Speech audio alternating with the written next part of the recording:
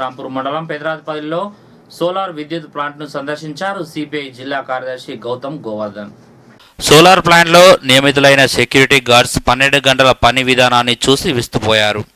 Central labour act ప్రకారం 8 గంటలు పనిచేయాలని, పనికి తగ్గ వేతనం ఉండాలని, సెక్యూరిటీ గార్డ్స్ పనిచేసే చోట లైటింగ్, వారికి తగిన సదుపాయాలు కల్పించాలని డిమాండ్ చేశారు. ఆయన వెంట జిల్లా కార్యవర్గ సభ్యులు కొక్కిస రవీందర్ గౌడ్, జిల్లా నాయకులు పేర్క సతీష్లు ఉన్నారు. మళ్ళీ మేము మా జిఎంఎస్ సుకుమార్ సార్ ఉన్నాడు. ఆ సార్ చెప్తే ఏమన్నారంటే అసలే ఇచ్చేదే 9,500 ఎవరి షుగర్కి, గార్డ్స్కి 8,000, మళ్ళీ 8 hours అయితే మీకు సాలరీ తగ్గుతుందని చెప్పేసి అన్నాడు. ఆ చట్టానికి లోబడి ఏ కాంట్రాక్ట్ అయినా ఏ వర్కర్కైనా కూడా లేబర్ యాక్ట్ ప్రకారం వేతనాలు ఇవ్వాలన్నదే మేము ఇది చేస్తున్నాం. సరే, దీని మీద ఎవరైతే ఈ జిఎంఎస్ కాంట్రాక్ట్ ఉన్నాడో అతన్ని తప్పకుండా మేము కలుస్తాం. కలిసి నాయకత్వం, మా రాష్ట్ర నాయకత్వం కూడా కలిసి అతను పిలిపించుకొని మేము మాట్లాడేటువంటి పరిస్థితి ఉంటుంది. ఇక్కడ ఎంతమంది పనిచేసినా చట్టం ఏం చెప్తుందంటే ఏ కార్మికుడైనా 8 గంటల కంటే ఎక్కువ చేసేటువంటి విధానం లేదు అనేది ఉన్నది.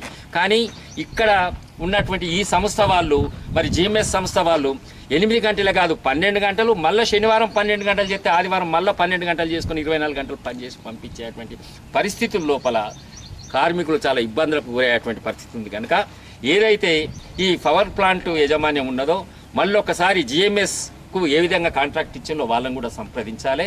అదేవిధంగా ఇక్కడ పనిచేసేటువంటి వర్కర్లు ఎవరున్నా కూడా వాళ్ళకు శ్రమకు ఇప్పుడు హైదరాబాద్లో చూసినా ఏ ఇతర ప్రాంతాల్లో చూసినా కూడా సెక్యూరిటీ, అనేకమైనటువంటి సెక్యూరిటీ సంస్థలు ఉన్నాయి. అక్కడ 8 గంటలకు ఏమున్నది, 12 గంటలకు ఏమున్నది, ఓటీ చేస్తే ఎంత ఉన్నది అనేది ఒక నియమ నిబంధనలు ఉన్నాయి. అది ఇక్కడ కూడా ఈ కార్మికులకు ఇస్తే వాళ్ళ జీవనోపాధి కొనసాగేందుకు అవకాశం ఉంటుంది.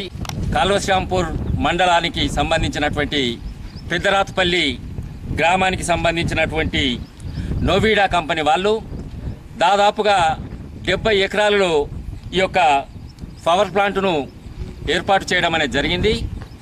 ఈ పవర్ ప్లాంట్లు నిర్మించడంలో 70 ఎకరాలే కాదు, ఈ ప్రాంతంలో ఉన్నటువంటి ప్రభుత్వ స్థలము దాదాపుగా 2.5-3 ఎకరాలు కూడా ఇందులో కలిసినాయని కొంత సమాచారం ఉన్నది.